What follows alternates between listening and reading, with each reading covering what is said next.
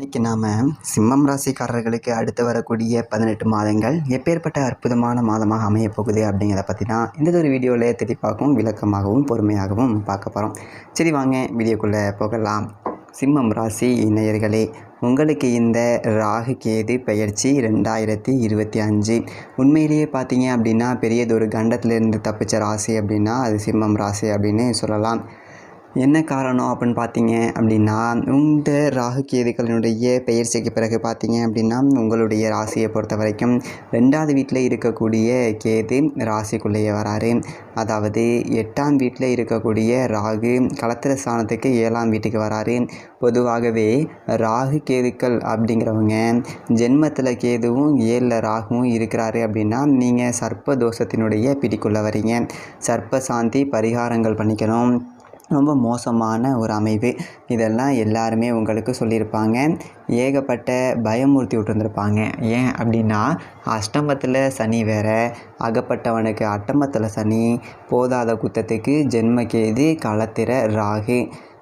இது எந்த மாதிரியான ஒரு பிரச்சனைகளை கொடுக்கும் ஜோதிடர்கள் சொல்லியிருப்பாங்க அப்படின்னா, இன்னொரு முக்கியமான விஷயம், தனிப்பட்ட முறையில் ஜாதகம் பார்க்க இந்த வாரத்துக்கான அப்பாயின்மெண்ட் ஃபிக்ஸ் பண்ண சொல்லி நிறைய பேர் கேட்டிருந்தீங்க. இப்போது ரூபாய் 299 ரூபாய்க்கு தெளிவாகவும் விளக்கமாகவும் ஜாதகம் பார்த்து தரவங்க. தாழ்மையான வேண்டுகோள், இந்த நம்பருக்கு ஃபோன் கால் அல்லது வாட்ஸ்அப்பில் கூட நீங்கள் கேட்டு அவங்களுடைய அப்பாயின்மெண்ட் அப்படிங்கிறத ஃபிக்ஸ் பண்ணிக்கலாம். உங்களுக்கு தேவையான அனைத்து டீட்டெயிலுமே நம்ம டீமில் இருக்கிறவங்க கொடுத்துருவாங்க. அப்பாயின்மெண்ட் டேட் மற்றும் டைம் ஃபிக்ஸ் பண்ணதற்கு பிறகு அந்த நேரத்தில் நான் உங்களுக்கு ஃபோன் கால் பண்ணி ஜாதகம் பார்த்து பலன்கள்ங்கிறது சொல்லிடுவேங்க. ஜஸ்ட்டு நீங்கள் வாட்ஸ்அப் அல்லது ஃபோன் காலில் உங்களுக்கான டவுட் அப்படிங்கிறத கிளியர் பண்ணிக்கலாம். சரிங்களா? உங்களுக்கான அப்பாயின்மெண்ட் டேட் மற்றும் டைமை ஃபிக்ஸ் பண்ணிக்கலாம். அப்புறம் நிறைய பேர் கேட்குறாங்க எவ்வளோ நேரம் ஆகும்னு சொல்லிட்டு. ஃபஸ்ட்டு நம்ம உங்களுடைய ஜாதக கட்டத்தை பார்த்துட்டு ஜனனகால பலன்கள் அப்படிங்கிறத சொல்லிவிடுவோம். அதாவது இந்த ஜாதகக்காரங்களுடைய வாழ்க்கை எப்படி இருக்கும், கேரக்டர் எப்படி இருக்கும் அப்படிங்கிறத சொல்லிவிடுவோம்.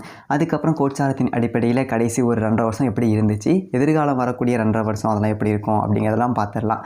அட் லாஸ்ட் பர்டிகுலராக இந்தந்த டைமில் என்னென்ன நடக்கும், இந்த டைமில் என்னென்ன நடந்துச்சு அப்படிங்கிறதெல்லாம் பார்த்துட்டு உங்களுக்கான தெளிவான விளக்கமான பலன்கள் அப்படிங்கிறத சொல்லிடுவோங்க. இதை தாண்டி உங்களுக்கு ஏதாவது சந்தேகம் இருந்துச்சு அப்படின்னா கூட நீங்கள் கேட்டுக்கலாம். ஒவ்வொரு ஜாதகத்துக்குமே 30 நிமிஷம் வரைக்கும் நம்ம எடுத்துப்போம். தெளிவாகவும் விளக்கமாகவும் பொறுமையாகவும் உங்களுக்கு நாங்கள் சொல்லிடுவோங்க. இது இல்லாமல் வேறு ஏதாவது சந்தேகம் இருந்துச்சு அப்படின்னா கூட நீங்கள் டவுட்டுங்கிறது கேட்டுக்கலாம். கடைசியாக ஜாதகம் இல்லைனாலும் பரவாயில்ல, பிறந்த தேதி, பிறந்த நேரம், பிறந்த இடம் மட்டும் சொன்னாலே போதுங்க. நாங்கள் உங்களுக்கு ஜாதகம் பார்த்து பலன்கள் அப்படிங்கிறது சொல்லிவிடுவாங்க. நீங்கள் வாட்ஸ்அப்பில் ஜஸ்ட் ஒரு மெசேஜ் மட்டும் பண்ணாலே போதும், இல்லை ஃபோன் கால் பண்ணி உங்களுடைய அப்பாயின்மெண்ட் ஃபிக்ஸ் பண்ணால் மட்டுமே போதுங்க. சரி, வாங்க நம்ம வீடியோக்குள்ளே போகலாம். கணவன் மனைவிக்குள்ளே பிரச்சனை அப்படிங்கிறத கொடுக்கும். கணவன் மனைவிக்குள்ளே பிரிவு அப்படிங்கிறது உண்டாகும். கணவன் மனைவி ஒருத்தருக்கொருத்தர் நிரந்தரமாக பிரியக்கூடிய, அதாவது குடும்பத்தில் ஒற்றுமை இல்லாத ஒரு அமைப்பு, ஆணுக்கு பெண்ணால் அமைப்பு, பெண்ணுக்கு ஆணால் அவமானம், இதெல்லாம் சொல்லி பயமுறுத்தியிருப்பாங்க. இது எல்லாத்தையும் சொல்லி மூட்டை கட்டி ஓரமாக வச்சுக்கிட்டு இப்போ நான் சொல்கிறத தெளிவாக கேட்டுக்கிட்டீங்க அப்படின்னா இந்த ஒரு காலகட்டத்தில் இந்த மாதிரியான பிரச்சனைகளில் இருந்து நீங்கள் ரொம்ப சுலபமாகவே மீண்டலாம். அதாவது இந்த ராகு கும்பம் ராசிக்கு வராரு. 7ஆம் இடம் அப்படிங்கிறதே களத்திர ஸ்தானம். ராகு சாதாரணமாக அங்கே வந்தால் மேலே சொன்ன எல்லாமே நடந்துடும். ஒரு குடும்பத்தை பிரிஞ்சிருந்திருப்பார், குடும்பத்தை குத்துக்கொலையில் விட்டுருந்துருப்பார், இது எல்லாமே நடந்திருக்கும். ஆனால் அதிர்ஷ்டவசமாக இதில் ராகு கேது பெயர்ச்சி அப்படிங்கிறது நடக்கிறதுக்கு 4 நாட்களுக்கு முன்னாடி மே 14ஆம் தேதி உங்களுடைய ராசிக்கு லாப வீட்டுக்கு குரு வந்துடுறாரு. அப்போது மிதுனத்துக்கு வரக்கூடிய குரு பகவான் தன்னுடைய 9ஆம் பார்வையால் கும்பத்தில் இருக்கக்கூடிய ராகுவை பார்த்துடுறாரு. அப்போது குருவினுடைய பார்வையில் ராகு படுறதுனால ராகு புனிதப்பட்டு போகிறாரு. ஒரு குரு சண்டால யோகம் அப்படிங்கிறது அங்கே உருவாகி போகுது. அதனால் ராகு எந்த இடத்துல கெடுதல் செய்ய வந்தாரோ குரு பார்வையில் பட்டுட்டார் அப்படிங்கிறதுனால அந்த இடத்துல ஒரு நன்மை செஞ்சு தான் ஆகணும். அவருக்கு வேறு வழிங்கிறது கிடையாது. குரு பார்வைக்குள்ளே ராகு பட்டு ராகு தன்னைத்தானே புனிதப்படுத்திக்கிட்டார், குருவால் புனிதப்படுத்தப்பட்டுட்டார். அதனால் மற்ற ஜோதிடர்கள் சொல்கிற மாதிரி பயம், அச்சம் இது எல்லாம் ஒன்று வேணாம். அதெல்லாம் கணவன் மனைவிக்குள்ளே நல்ல ஒற்றுமை அப்படிங்கிறது இருக்கும். திருமணம் ஆகாதவர்களுக்கும் திருமணம் நடக்கும். அதுதான் ரொம்ப முக்கியம். அதே மாதிரி காதல் உறவுகளில் இருக்கிறவங்க திருமணமாக மாற்றலாம். வீட்டில் போய் போயிட்டு இந்த ராகு கேது பயிற்சிக்கு பிறகு போயிட்டு எனக்கு ஒரு பையனை பிடிச்சிருக்கு, இல்லை எனக்கு ஒரு பொண்ணை பிடிச்சிருக்கு அப்படின்னு சொல்லிட்டு பேசி அனுமதி வாங்குறதுக்கும் ஒரு நல்லதொரு காலகட்டம். அதே மாதிரி 7ஆம் இடத்துல இருந்து கெடுதல் மட்டுமே செய்ய வந்த ராகு இப்போ நல்லது மட்டுமே தான் செஞ்சாகணும், அவருக்கு வேறு வழி கிடையாது. அப்போது கூட்டு தொழிலில் வருமானம் அப்படிங்கிறத கொடுப்பாரு. இப்போ தொழில் செஞ்சுக்கிட்டு இருக்கேன், முதலீடு 10 ரூபா பத்தலை அப்படின்னா கூட்டாளிகள் வகையில் ஒருத்தர் வருவார், முதல் போடுறேன் நான், 2 பேரும் சேர்ந்து செய்வோம் அப்படின்னு. அந்த நேரத்தில் நம்ம அதை என்ன செய்யணும் அப்படின்னா அதை பயன்படுத்திக்கலாம். அதே நேரத்தில் ஒப்பந்தங்கள் முறையாக இருக்கணும். சும்மா பேச்சு வாக்கில் இல்லாமல் உனக்கு பாதி எனக்கு பாதி அப்படின்னு சொல்லிட்டு இல்லாமல் இங்கே பாத்திரம் போட்டு 2 பேரும் எழுதி 4 சாட்சியை கூப்பிட்டு கையெழுத்து போட்டு இவ்வளோ நீ போட்டிருக்க, இவ்வளோ உனக்கு, இவ்வளோ எனக்கு, வர லாபத்தில் நட்டம் வந்தாலும் உனக்கு இவ்வளோ எனக்கு இவ்வளோ அப்படின்னு சொல்லிட்டு பிரிச்சுக்கிட்டு எழுதிக்கிட்டு முறைப்படி தொழில் செஞ்சீங்க அப்படின்னா பெரிய அளவில் இந்த முன்னுக்கு வரலாம். புனிதப்பட்ட ராகு அப்படிங்கிறவர் உங்களுக்கு ஒரு பொற்காலத்தையே அமைச்சு கொடுப்பார் அப்படிங்கிறதுல எந்த ஒரு மாற்றம் அப்படிங்கிறது கிடையாது. அதோட முக்கியமான விஷயம், நண்பர்கள் பகையாக இருக்கணும் ராகு புனிதப்படலை அப்படின்னா. ராகு புனிதப்பட்டதுனால நண்பர்கள் உங்களுக்கு ஆதரவாக இருப்பாங்க. அஷ்டம சனி காலகட்டத்தில் நட்பு அப்படிங்கிறது துரோகமாக மாறும். ஆனால் அந்த 7ஆம் இடம் அப்படிங்கிறது நண்பர்களை குறிக்கக்கூடிய ஒரு இடத்துல உட்காந்துக்கிட்டு ராகு புனிதப்படுத்திட்டு போகிறதுனால நண்பர்கள் உதவிகரமாக இருப்பாங்க. இந்த ராகு கேது பயிற்சி அப்படிங்கிறது நல்லா தான் இருக்கும். அதே மாதிரி இன்னொரு முக்கியமான விஷயம், கேது ஜென்மத்தில் வராரு. கேது யார் அப்படின்னா ஒரு பற்றற்ற துறவி. எதுலேயுமே வந்துட்டு பெரிய அளவில் ஆசை அப்படிங்கிறது நமக்கு இருக்காது. ஆகா அப்படி இருக்கணும்டா இப்படி இருக்கணும்டா அப்படிங்கிற ஒரு ஆசை இல்லாத ஒரு நிலை அப்படிங்கிறத உங்களுக்கு கொடுப்பாரு. பொதுவாகவே சிம்மம் ராசிக்காரர்களை பார்த்தீங்க அப்படின்னா ஒரு லீடர்ஷிப் எதுலேயுமே தான் மேலே இருக்கணும் அப்படின்னு நினைக்கக்கூடிய ஒரு ஆளுங்க, நம்ம சொல்கிறது தான் எல்லோரும் கேட்கணும் அப்படின்னு சொல்லி நினைக்கக்கூடிய ஆளுங்க. இந்த அஷ்டம சனி காலகட்டம் அப்படிங்கும்போது எல்லாமே நமக்கு எதிராகவே நடக்கிற மாதிரி இருக்கும். ஆனால் ஜென்மத்தில் கேது வந்துட்டார் இல்லைங்களா, அதனால் உங்களுடைய கோவத்தை அவர் குறைச்சிடுவார். சிம்மம் ராசிக்காரர்களுக்கு சும்மா மூக்கு மேலே கோவம் வந்துடும். எதாக இருந்தாலும் என்ன நான் சொல்கிறேன் எதிர்த்து பேசிக்கிட்டு இருக்கேன் போடா இல்லை அப்படின்னு சொல்லிட்டு டக்குன்னு எடுத்தெறிஞ்சு மூஞ்சில் எரிஞ்சு பேசிட்டு போயிடுவாங்க.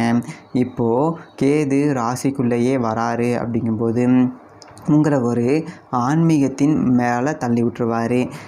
ஈர்க்கப்படுவீங்க, எதாக இருந்தாலும் நிதானம் அப்படின்னு சொல்லிட்டு உங்களை நீங்களே கிள்ளி பார்த்துப்பீங்க.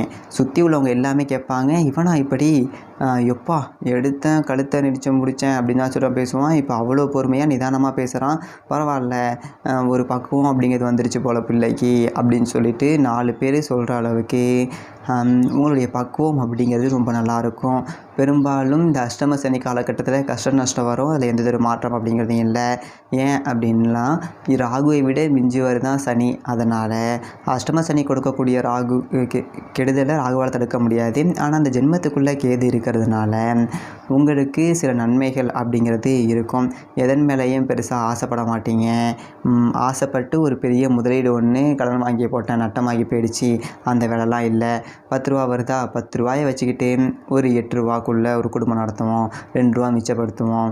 ஒரு 100 ரூபா வருதா, ஒரு 80 ரூபா உள்ள குடும்பம் நடத்துவோம், 20 ரூபா மிச்சப்படுத்துவோம். இந்த மாதிரியே தான். பெருசாக ஆசை அப்படிங்கிறது இல்லை. எதையுமே கனவு லட்சியம்னு வளர்த்துக்க மாட்டீங்க. சரி நமக்கு நேரம் சரியில்லை, அப்படியே நடக்கிறதே நடக்கட்டும், நம்ம நம்ம வேலை உடனே இருப்போம், பின்னால் நமக்கு நேரம் வரும்போது எப்படி இருக்குது அப்படின்னு சொல்லிட்டு பார்த்துப்போம் அப்படிங்கிற ஒரு ரீதியில் தான் போவீங்க.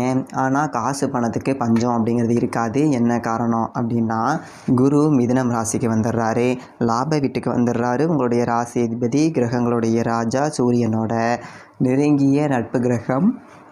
நவகிரகங்கள்லேயே முழு சுபகிரகமாக இருக்கக்கூடிய குரு பகவான் உங்களுடைய ராசிக்கு லாப வீட்டுக்கு வந்துடுறாரு. அப்படிங்கிறதுனால காசு பணம் அப்படிங்கிறது இருக்கும். காசு பணத்தை செலவு பண்ணாமல் பற்றற்று இருப்பீங்க. அதனால் 10 ரூபா மிச்சம் வைக்கலாம். ஆனாலும் இந்த அஷ்டம சனியினுடைய ஆதிக்கம் இருக்குது அப்படிங்கிறதுனால குடும்பத்தில் ஒருத்தர் மாற்றி ஒருத்தருக்கு ஆஸ்பத்திரி செலவு அப்படிங்கிறது வரும். அதே போல் சம்பாரித்தோம் செலவு பண்ணோம், கடன் வாங்காமல் போச்சு பொழப்பு அப்படிங்கிற மாதிரி ஓடிடும். என்ன ஒரு 10 ரூபா பீரோவில் எடுத்து மிச்சம் வைக்க முடியாது. ஸோ வருது போகுது வருது போகுது வருது போகுது. ஆனால் கேது அப்படிங்கிறது ராசிக்குள்ளே இருக்கார் அப்படிங்கிறதுனால வரதை பற்றி நம்ம கவலைப்படுற ஆள் கிடையாது. போகிறத பற்றி நாம் கவலைப்படுற ஆளும் இல்லை அப்படிங்கிறதுனால ரொம்ப அப்படியே சுமூகமாகவே வாழ்க்கை போயிடும். அஷ்டம சனியை பற்றி நீங்கள் பயப்பட வேண்டியது கிடையாது. ஜென்ம கேதுவை பற்றி நீங்கள் பயப்பட வேண்டியது கிடையாது. களத்திர ராகுவை பற்றியும் பயப்பட வேண்டியது கிடையாது.